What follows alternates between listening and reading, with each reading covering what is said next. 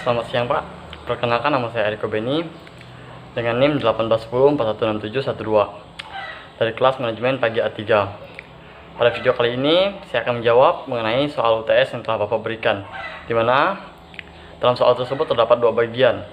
Baik, langsung saja saya pada pembahasan jawabannya. Untuk soal nomor 1 atau yang bagian pertama, yaitu mengenai lingkungan yang harus diperhatikan oleh perusahaan dalam menjalankan bisnisnya. Ada dua lingkungan yang harus diperhatikan perusahaan dalam menjalankan bisnisnya, yaitu lingkungan internal dan lingkungan eksternal. Lingkungan internal atau merupakan lingkungan dalam, merupakan faktor di dalam perusahaan yang dapat mempengaruhi sebuah aktivitas bisnis. Secara sederhana, faktor-faktor dalam lingkungan internal tersebut terdiri dari yang pertama itu resource atau sumber daya, yang kedua capability atau kapasitas perusahaan itu sendiri, yang ketiga itu core competence atau keahlian utama dalam perusahaan. Lalu yang kedua itu lingkungan eksternal. Lingkungan eksternal itu merupakan faktor di luar perusahaan yang dapat mempengaruhi aktivitas bisnis atau aktivitas perusahaan itu sendiri. Secara sederhana, faktor-faktor dalam lingkungan eksternal itu terdiri dari beberapa bagian. Ada 5 bagian, yaitu yang pertama itu threat of the new enterprise atau yang disebut dengan ancaman produk serupa. Yang kedua yaitu threat of substitute products atau ancaman produk mengganti. Yang ketiga yaitu bargaining power of customers, itu daya tawar dari pelanggan. Yang keempat yaitu bargaining power of suppliers atau daya tawar dari supplier. Dan yang terakhir yaitu intensity of competitive rivalry atau menjawab tantangan pesaing bisnis. Lalu masih dari soal yang bagian pertama, yaitu apa yang saudara ketahui tentang yang pertama, yang A, lingkungan kontekstual dan umum, B, lingkungan industri, C, lingkungan environment, dan D, lingkungan operasional, dan berikan contohnya. Baiklah, yang pertama yaitu yang A, lingkungan umum atau lingkungan kontekstual.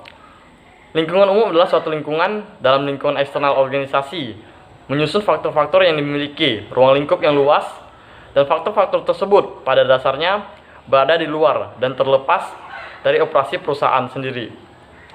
Lingkungan ini hanya memiliki sedikit dampak implikasi langsung bagi pengaturan suatu organisasi. Faktor-faktor tersebut antara lain yang A, ekonomi, B, sosial, politik hukum, teknologi, dan demografi. Dengan kata lain, lingkungan umum adalah sekumpulan elemen-elemen dalam masyarakat yang lebih luas yang mempengaruhi suatu industri dan perusahaan yang ada di dalamnya. Sebagai contoh dari lingkungan umum atau lingkungan kontekstual, itu bila ekonomi lesu dan proyek konstruksi menurun, seorang kontraktor mungkin saja akan mengalami penurunan usaha atau penurunan gaji, pendapatan. Tetapi kesuksesan seorang kontraktor dalam merangsang atau membangun kegiatan konstruksi tersebut akan mampu meningkatkan bisnis konstruksi secara keseluruhan. Lingkungan jauh terdiri dari faktor ekonomi, sosial, politik, teknologi, dan ekologi. Lalu yang kedua yaitu atau yang B yaitu lingkungan industri. Lingkungan industri sendiri adalah serangkaian faktor-faktor atau ancaman dari pelaku bisnis baru, supplier, pembeli, produk pengganti, dan intensitas pesaing di antara para pesaing yang secara langsung mempengaruhi perusahaan dan tindakan tanggapan kompetitif. Semakin besar kapasitas perusahaan untuk mempengaruhi lingkungan industri, maka semakin besar juga kemungkinan perusahaan untuk menghasilkan laba di atas rata-rata. Laba di atas rata-rata adalah kelebihan penghasilan yang diharapkan dan diharapkan seorang investor atau perusahaan dengan jumlah risiko yang serupa. Risiko merupakan ketidakpastian investor tentang laba atau rugi yang dihasilkan oleh investasi tertentu. Bagaimana perusahaan mengumpulkan dan menafsirkan informasi tentang para pesaing mereka tersebut disebut dengan analisis pesaing. Kombinasi dari ketiga analisis ini digunakan untuk memahami pengaruh lingkungan eksternal terhadap perkembangan misi strategis, tujuan strategis, dan tindakan strategis perusahaan. Jika analisis lingkungan umum terfokus pada masa yang akan datang, maka analisis lingkungan industri terfokus pada pemahaman akan faktor-faktor dan kondisi-kondisi yang akan mempengaruhi profitabilitas perusahaan itu sendiri. Dan analisis pesaing terfokus pada prediksi terhadap dinamika tindakan-tindakan, respon-respon, dan kemauan para pesaing. secara singkat dapat kita simpulkan bahwa lingkungan industri adalah tingkatan dari lingkungan eksternal organisasi yang menghasilkan komponen-komponen secara normal, memiliki dampak relatif lebih spesifik dan langsung terhadap operasional perusahaan itu sendiri. Kekuatan-kekuatan yang mempengaruhi persaingan industri adalah sebagai berikut. Yang pertama, yaitu ancaman pendatang baru. Yang kedua, tingkat rivalitas di antara para pesaing yang ada. Dan yang ketiga, tekanan dari produk pengganti, kekuatan tawar-menawar pembeli atau substitusi. Dan yang keempat, yaitu kekuatan tawar-menawar pemasok. Sebagai contoh, jika kita membangun sebuah usaha toko roti, maka toko roti yang kita miliki semakin bertambah, hingga membuka cabang di luar daerah. Di saat usaha kita berkembang begitu pesat, muncullah pesaing yang mendirikan toko roti juga. Tentunya hal itu akan membuat kemajuan dari toko roti kita. Maka dari itu kita harus mengembangkan produk dan dengan menambah produk baru, dengan memberi harga yang sesuai dengan produk yang kita miliki. Lalu yang ketiga, yaitu lingkungan jauh atau remote environment. Lingkungan jauh sendiri adalah terdiri dari faktor-faktor yang bersumber dari luar, yang biasanya tidak berhubungan dengan situasi operasional suatu perusahaan tertentu. Lingkungan ini memberi peluang, ancaman, dan kendala bagi perusahaan. Tetapi suatu perusahaan jarang sekali mempunyai pengaruh berarti terhadap lingkungan ini. Sebagai contoh, bila ekonomi lesu, proyek konstruksi menurun, seorang kontraktor mungkin besar akan mengalami penurunan usaha.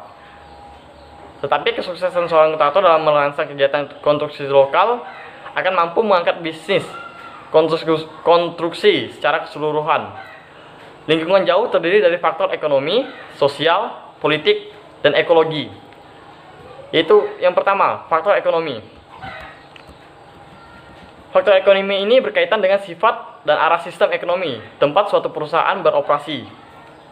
Karena pola konsumsi yang dipengaruhi oleh kesejahteraan relatif sebagai berbagai segmen pasar.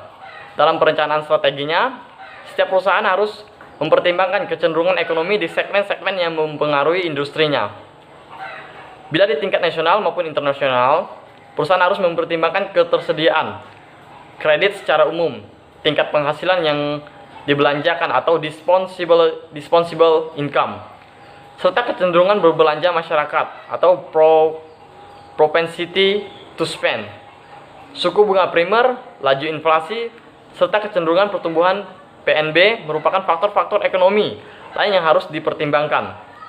Lalu yang kedua, yaitu faktor sosial. Faktor sosial yang mempengaruhi suatu perusahaan adalah kepercayaan nilai, sikap, opini, gaya hidup orang-orang yang di lingkungan eksternal perusahaan itu sendiri, yang berkembang dari pengaruh kultural, ekologi, demografi, agama, pendidikan, dan etnik. Jika sikap sosial berubah, maka berubah pula permintaan akan berbagai jenis barang dan jasa. Faktor sosial bersifat dinamik dan selalu berubah sebagai akibat upaya masyarakat untuk memuaskan keinginan dan kebutuhan mereka. Melalui pengendalian dan penyesuaian diri terhadap faktor-faktor lingkungan, salah satu perubahan sosial yang paling hebat menonjol adalah masuknya sejumlah besar kaum wanita ke dalam pasar tenaga kerja. Hal ini tidak hanya mempengaruhi kebijakan pengrekrutan dan kompensasi serta kapasitabilitas sumber daya dan para penyedia lapangan kerja, melainkan juga telah meningkatkan permintaan akan beragam produk dan jasa yang dibutuhkan.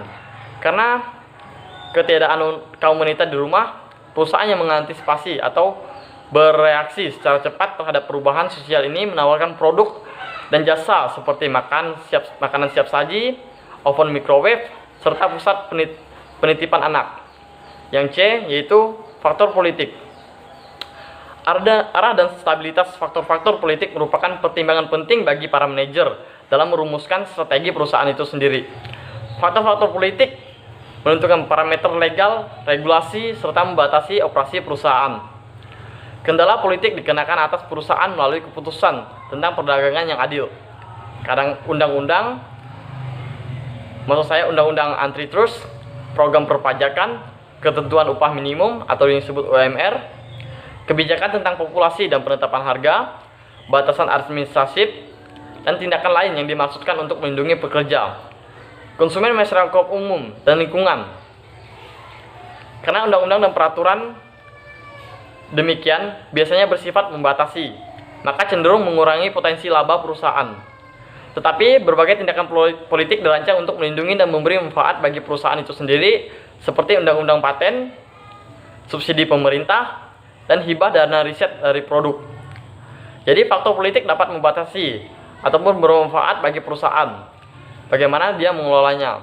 Selain itu, kegiatan politik juga berdampak besar pada dua fungsi pemerintah yang mempengaruhi lingkungan jauh perusahaan tersebut, yaitu fungsi pemasok dan fungsi pelanggan. Yang D atau yang terakhir yaitu faktor teknologi. Untuk menghindari keusangan dan mendorong inovasi, perusahaan harus mewaspadai perubahan teknologi yang mungkin mempengaruhi industrinya. Adaptasi teknologi dan kreatif dapat pula membuka peluang terciptanya produk baru. Penyempurnaan produk yang sudah ada atau penyempurnaan dalam teknik produksi dan pemasaran, mempersingkat usia fasilitas produk, pasar dan produk baru yang canggih, atau dapat juga mempersingkat usia fasilitas produk. Peramalan teknologi dapat membantu melindungi dan meningkatkan kemampuan laba perusahaan yang berada dalam industri yang sedang tumbuh. Ramalan ini menyadarkan para manajer strategik akan adanya tantangan dan peluang yang menjanjikan ke depannya. Kunci ramalan kemajuan teknologi yang bermanfaat terletak pada perdugaan yang akurat mengenai dampak perubahan teknologi di masa depan atau di masa yang akan datang, dan dampak yang mungkin terjadi pada perusahaan yang kita miliki. Analisis menyeluruh mengenai dampak perubahan teknologi meliputi dampak yang diharapkan dari teknologi baru terhadap lingkungan jauh, terhadap situasi pesaing bisnis, dan terhadap antarmuka bisnis dan masyarakat. Yang E yaitu faktor ekologi. Istilah ekologi itu mengacu pada hubungan antar manusia dan makhluk hidup lainnya dengan udara, tanah, air, dan mendukung kehidupan mereka. Ancaman terhadap ekologi pendukung kehidupan kita yang utamanya disebabkan oleh kegiatan manusia dalam suatu masyarakat industrial yang biasanya dinamakan populasi. Sebagai penyebab utama populasi ekologis, bisnis sekarang memikul tanggung jawab untuk meniadakan efek samping beracun dari proses industri mereka sendiri, dan untuk membersihkan kembali lingkungan yang telah tercemar akibat ulah mereka sebelumnya atau ulah manusia itu sendiri. Para manajer kini diharuskan oleh pemerintah atau diharapkan oleh masyarakat untuk mempertimbangkan masalah ekologi dalam pengambilan keputusan mereka. Dan yang soal selanjutnya yaitu mengenai apa yang dimaksud dengan analisis pastel. Analisis pastel adalah suatu teknik dalam lingkungan manajemen strategik yang digunakan untuk melihat faktor-faktor lingkungan luar atau eksternal bisnis yang berpengaruh terhadap satu hal, maupun itu perusahaan, proyek, masalah, dan lain-lain. Faktor-faktor tersebut meliputi bidang politikal, ekonomi, sosial, teknologi, legal, dan environment. Yang pertama yaitu bidang politik. Faktor politik meliputi hukum yang berlaku, kebijakan pemerintah, dan aturan formal atau informal di lingkungan perusahaan. Contohnya yaitu kebijakan pajak dan peraturan daerah. Yang B, ekonomi. Faktor ekonomi meliputi semua faktor yang mempengaruhi daya beli dari customer atau pelanggan, mempengaruhi iklan bisnis suatu perusahaan. Seperti contoh, standar nilai tukar, suku bunga, dan pertumbuhan ekonomi. Yang C, yaitu sosial. Faktor sosial ini meliputi faktor yang dapat mempengaruhi kebutuhan dari pelanggan dan mempengaruhi ukuran dari besarnya pasar. Maksud saya pangsa pasar yang ada. Contoh, yaitu tingkat pendidikan masyarakat, tingkat pertumbuhan produk, dan kondisi lingkungan sosial dan lingkungan kerja. Yang D, yaitu teknologi. Faktor teknologi meliputi semua hal yang dapat membantu dan menghadapi tantangan bisnis yang mendukung efisiensi proses bisnis perusahaan. Contohnya itu penemuan dan pengembangan produk baru, biaya dan penggunaan teknologi, perubahan dalam ilmu pengetahuan, dan dampak dari perubahan teknologi itu sendiri. Yang E yaitu faktor lingkungan. Dapat digunakan untuk melakukan perencanaan strategi atau mencoba mempengaruhi keputusan pembeli seperti faktor geografis. Dan yang F yaitu legal. Faktor legal meliputi pengaruh hukum seperti perubahan undang-undang yang ada atau yang akan datang. Seperti contoh yaitu kesehatan dan keselamatan, arahan pekerjaan, hak asasi manusia, dan tata kelola perusahaan, dan tanggung jawab dalam lingkungan perusahaan itu sendiri. Lalu soal bagian yang kedua. Soal ini bermaksud itu bagaimana lingkungan eksternal dan lingkungan industri berpengaruh pada kegiatan bisnis di daerah Anda. Baiklah, saya akan menjelaskan tentang lingkungan eksternal dan industri yang sangat berpengaruh pada bisnis atau perusahaan yang ada di daerah saya. Lingkungan eksternal sendiri merupakan lingkungan di luar organisasi yang terkait dengan kegiatan organisasi. Lingkungan eksternal dikategorikan dalam dua bagian besar, yakni lingkungan umum dan lingkungan industri. Lingkungan umum merupakan lingkungan yang menyusun faktor-faktor yang memiliki ruang lingkup yang sangat luas, yang pada dasarnya berada di luar dan terlepas dari operasional perusahaan itu sendiri. Faktor-faktor ini hanya memiliki sedikit dampak implikasi langsung bagi pengaturan suatu organisasi. Faktor-faktor tersebut ialah ekonomi, sosial, politik, dan hukum. Dan terakhir itu teknologi. Lingkungan industri ialah serangkaian faktor ancaman dari pelaku bisnis seperti supplier, pembeli, pesaing, pembuat aturan, dan partner strategi yang secara langsung mempengaruhi kinerja perusahaan itu sendiri. Semakin besar kapasitas perusahaan untuk mempengaruhi lingkungan industri, maka semakin besar juga kemungkinan organisasi atau bisnis untuk menghasilkan laba di atas rata-rata. Maka dari itu, kedua lingkungan tersebut memiliki ikatan erat satu sama lain. Kedua lingkungan tersebut menjadi faktor yang harus diperhatikan betul-betul oleh organisasi atau bisnis dalam perkembangannya. Karena bisa saja lingkungan umum dan lingkungan industri tersebut menjadikan suatu organisasi atau bisnis dapat bangkrut. Lalu soal bagian B yang masih dari bagian kedua, yang bagian B. Soal ini berkaitan dengan video yang telah diberikan. Tugasnya adalah apa itu judul videonya, siapa pembicaranya, jelaskan materi secara terperinci apa yang dijelaskan oleh pembicara dalam video tersebut, lalu manfaat apa yang didapat dari menonton video tersebut. Lalu bagaimana pendapat Anda tentang penjelasan mengenai penjelasan pembicara dalam video tersebut. Baik, untuk video yang pertama. Video pertama ini berjudul tentang manajemen strategik, atau lebih spesifiknya adalah analisis lingkungan internal, yang dibawakan oleh Dinda FP. Dalam video tersebut, pembicara menjelaskan tentang analisis lingkungan internal. Di dalam lingkungan internal terdapat kelemahan dan kekuatan perusahaan itu sendiri. Ada dua langkah besar yang harus dilakukan oleh perusahaan, yaitu berikut. Yang pertama, langkah besar yang harus dilakukan perusahaan adalah mengidentifikasi komponen variabel internal. Itu dengan melakukan pendekatan. Kita dapat melakukan beberapa pendekatan. Pendekatan pertama yang harus kita lakukan adalah pendekatan fungsional. Dalam pendekatan ini, keunggulan dalam perusahaan biasanya dilihat dari fungsi bisnis perusahaan seperti fungsi pemasaran, fungsi produksi, fungsi logistik, dan lain-lain. Lalu pendekatan yang kedua, pendekatan rantai nilai atau value chain. Dalam pendekatan ini, manajemen akan menilai keunggulan dan kelemahan perusahaan dilihat dari aktivitas yang dikerjakan perusahaan dalam menghasilkan serta menjual serta mewujudkan kepuasan konsumen. Pendekatan yang ketiga yaitu pendekatan unit keunggulan bersaing.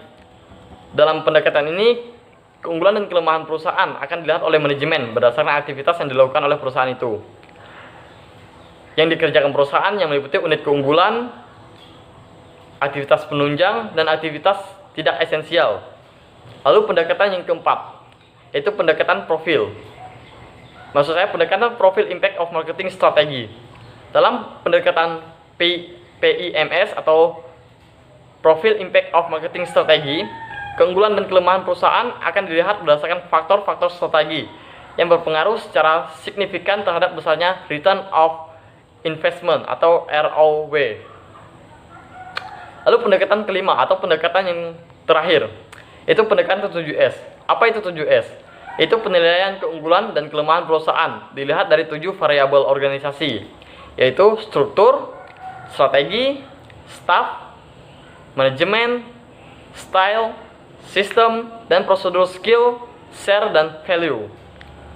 Lalu langkah kedua, yaitu mengevaluasi variabel internal.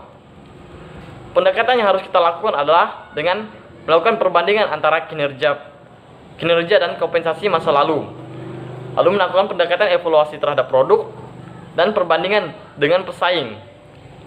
Faktor kunci keberhasilan suatu produk atau industri berikut itu matriks profil perusahaan. Matriks profil perusahaan itu sendiri merupakan upaya untuk mengkuantifisir keunggulan dan kelemahan perusahaan dan hasil evaluasi variabel internal. Langkah-langkah penyusunannya adalah sebagai berikut. Yang pertama yaitu melakukan identifikasi variabel internal yang menjadi penentu kekuatan dan kelemahan perusahaan berdasarkan salah satu pendekatan yang tersedia. Yang kedua itu memberikan bobot pada masing-masing variabel dari 0 sampai 10. Lalu yang ketiga yaitu meningkatkan nilai kepentingan dari masing-masing variabel dengan jarak nilai yang masa yang konsisten. Lalu yang keempat itu menggalikan bobot dan nilai. Dan kelima yaitu menjumlahkan hasil perkalian sebagaimana langkah sebelumnya. Untuk manfaat yang didapat yaitu kita bisa mengetahui tentang apa itu analisis lingkungan internal dalam suatu perusahaan dan bagaimana cara penerapannya. Mengenai penjelasan yang disampaikan oleh pembicara dalam video tersebut, saya rasa sudah sangat baik. Penggunaan kata dan pengucapannya sudah sangat baik dan dapat dipahami oleh pendengar, serta penyampaian materinya sudah sangat terperinci. Lalu untuk video yang kedua ini berjudul tentang analisis pastel PT Indofood. Pembicara itu Sulfavit Nida. Dalam video tersebut pembicara menjelaskan mengenai perusahaan Indofood yang merupakan salah satu perusahaan terbesar yang ada di Indonesia, yang merupakan perusahaan produsen makanan dan minuman. PT Indofood sendiri sering melakukan kegiatan ekspor ke luar negeri seperti ke negara Australia, negara-negara Asia dan juga di negara-negara di Eropa. Pasal ini terdiri dari politik, ekonomi, sosial budaya, teknologi, lingkungan dan hukum.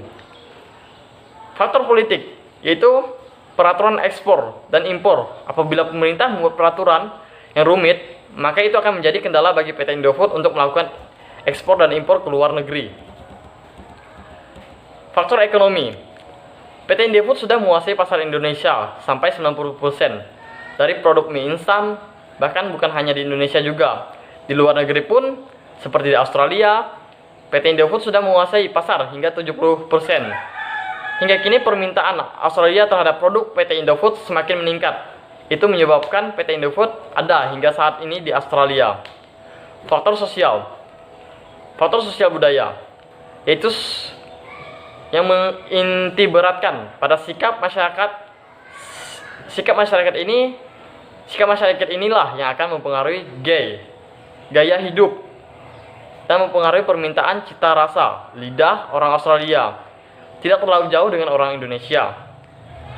Hal itu yang menyebabkan PT Indofood tidak merubahkan komposisi produknya pada mie instan tersebut. Selain itu, orang Australia sangat sibuk dan mengedepankan pekerjaannya.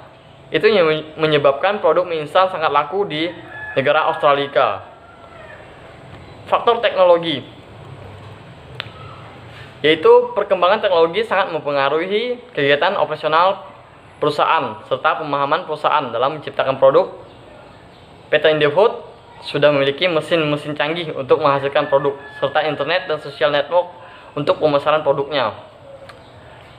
Lalu faktor lingkungan, yaitu secara geografis posisi Indonesia sangat strategis untuk perdagangan internasional. Contohnya saja antara Indonesia dan Australia.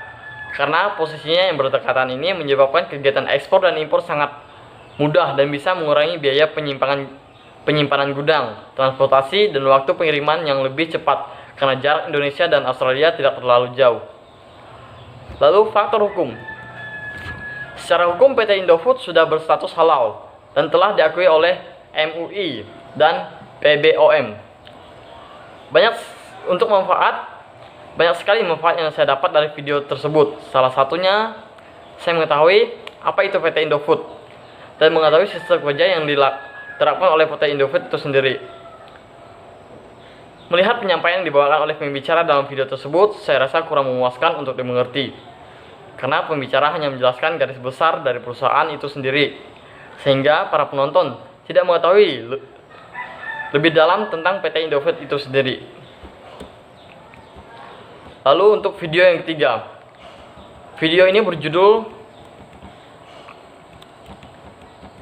tentang SWOT Analysis yang dibawakan oleh Insinyur Jaspar Hasanrunggan MT. Dalam video tersebut dijelaskan mengenai apa itu SWOT Analysis. SWOT Analysis sendiri adalah metode perencanaan strategi yang digunakan untuk mengevaluasi kekuatan, kelemahan, peluang, dan ancaman. SWOT Analysis penting karena satu, untuk memandu strategi di level yang lebih tinggi. Yang kedua itu untuk mengidentifikasikan faktor sukses internalnya. Yang ketiga itu untuk mengidentifikasikan faktor sukses eksternal. Dan yang keempat itu untuk mempertahankan dan meningkatkan kinerja produk, layanan, dan bisnis melalui keputusan strategi pertumbuhan di masa depan. SWOT table berisi elemen yang menggambarkan helpful, harmful. Helpful elemen, apa yang membantu pencapaian sasaran perusahaan itu sendiri. Harmful, yaitu elemen apa yang menghambat pencapaian sasaran perusahaan. Analisis SWOT dapat diterapkan dengan cara menganalisis dan memilah berbagai hal yang mempengaruhi keempat faktornya. Kemudian menerapkannya dalam gambar matriks SWOT, di mana aplikasinya adalah sebagai berikut. Yang pertama itu, bagaimana kekuatan, strength, mampu mengambil keputusan dari peluang yang ada. Yang kedua itu bagaimana cara mengatasi kelemahan, weakness, yang mencegah keuntungan dari peluang yang ada. Yang ketiga yaitu bagaimana cara mengatasi kelemahan, opportunities, yang mampu membuat ancaman menjadi nyata atau menciptakan sebuah ancaman bagi perusahaan itu sendiri. Dan yang keempat itu bagaimana kekuatan mampu menghadapi ancaman, threats yang ada, sehingga perusahaan mampu bertahan dengan ancaman yang datang. Dari video tersebut saya mengetahui apa itu SWOT analysis dan pentingnya SWOT analysis dalam perusahaan sebagai metode perancangan strategi yang digunakan untuk mengevaluasi kekuatan, kelemahan, peluang, dan ancaman dalam suatu perusahaan. Mengenai penjelasan yang disampaikan oleh pembicara, menurut saya pembicara sudah menyampaikan materi dengan sangat jelas dan terperinci, sehingga mudah untuk dipahami. Dan pengucapan dan kecepatan berbicara juga sudah sangat baik. Lalu video yang keempat atau video yang terakhir. Video yang terakhir ini berjudul tentang contoh kasus analisis lingkungan industri dan pesaing. Pembicaranya itu adalah mahasiswi dari STIE Putra Bangsa. Dalam video tersebut, pembicara membicarakan tentang masalah yang dihadapi oleh PT KAI atau Kereta Api Parahyangan dan PT Telkom Indonesia. Yang pertama itu PT Api Parahyangan. Kasus PT KAI yang akan ditutup karena terjadinya penurunan jumlah penumpang yang drastis di atas 50% penumpang. Ini mengakibatkan kerugian sebesar 35 sampai 36 miliar setiap tahunnya untuk PT KAI. Ini terjadi karena adanya perubahan lingkungan pada PT KAI, yaitu pembukaan tol Cipurang dan pembukaan tol Cipularang semakin mempermudah dan mengefisiensikan perjalanan. Dengan dibukanya tol Cipularang juga memudahkan bisnis baru, diantaranya yaitu bisnis travel. Bisnis baru ini menjadi pesaing utama untuk Kereta Api Parahyangan. Yang kedua yaitu masalah dari PT Telkom Indonesia. PT Telkom Indonesia juga mengalami beberapa perubahan hubungan bisnis mereka, seperti dengan ditemukannya teknologi baru, misalnya mobile phone atau smartphone yang lebih kita kenal sekarang, dan internet yang juga dipengaruhi oleh perilaku konsumen yang sudah berubah.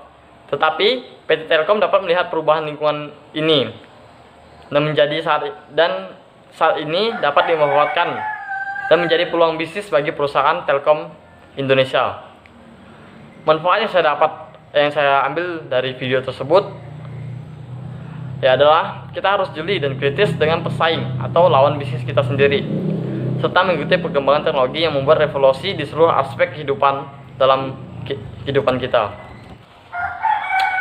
Mengenai video tersebut, saya rasa pembicara memberikan materi yang sudah sangat terperinci, Hanya saja pembicara sedikit cepat dalam menyampaikan materi tersebut sehingga sedikit sulit untuk dimengerti karena pengucapannya terlalu cepat.